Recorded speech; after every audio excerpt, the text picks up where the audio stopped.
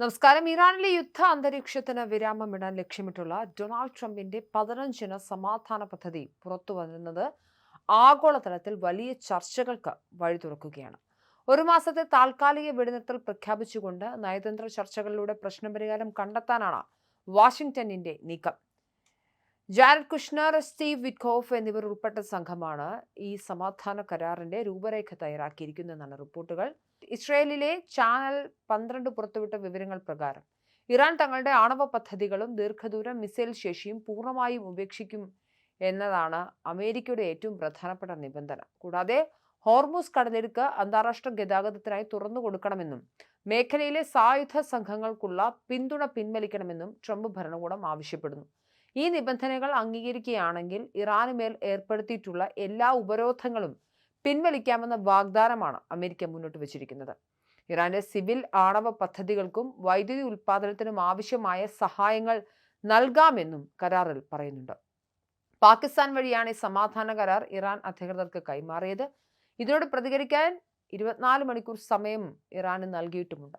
Iran തങ്ങളുടെ ആണവ മോഹങ്ങൾ ഉപേക്ഷിച്ചതായി ട്രംപ് കഴിഞ്ഞ ദിവസം വൈറ്റ് ഹൌസിൽ വാർത്താ സമ്മേളനത്തിൽ അവകാശപ്പെട്ടിരുന്നു. നിലവിൽ വൈസ് പ്രസിഡന്റ് JD വാൻസ്, വിദേശകാര്യ സെക്രട്ടറി മാർക്കോ റൂബിയോ എന്നിവരുടെ നേതൃത്വത്തിലാണ് ചർച്ചകൾ പുരോഗമിക്കുന്നത്.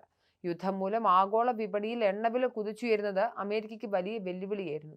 എന്നാൽ സമാധാന കരാർ വാർത്തകൾ പുറത്തുവന്നതോടെ ബ്രെന്റ് ക്രൂഡ് ഓയിൽ വില ബാരലിന് $100 നിന്നും $95 ഇടിയുകയും ചെയ്തു. ഇത് ആഗോള സമ്പദ് വ്യവസ്ഥയ്ക്ക് താൽക്കാലിക ആശ്വാസവും നൽകുന്നുണ്ട്. ഇറാന്റെ ഊർജ്ജ കേന്ദ്രങ്ങൾക്ക് നേരെയുള്ള ആക്രമണം 5 ദിവസത്തേക്ക് നിർത്തിവെക്കാൻ ട്രംപ് ഉത്തരവിട്ടിട്ടുണ്ട്. എങ്കിലും സൈനികമായ ജാഗ്രത അമേരിക്ക കൈവിട്ടിട്ടില്ല. മേഖലയിൽ 3000-ഓളം പാരാട്രൂപ്പർമാരെ വിന്യസിക്കാനുള്ള നീക്കങ്ങൾ പെന്റഗൺ നടത്തുന്നുണ്ട്. ഓപ്പറേഷൻ എപ്പിക് ഫ്യൂരി എന്ന പേരിൽ ഇറാനെതിരായ സൈനിക നീക്കങ്ങൾ തുടരുമെന്നും white house press secretary Caroline Leavitt വ്യക്തമാക്കിയിട്ടുണ്ട്.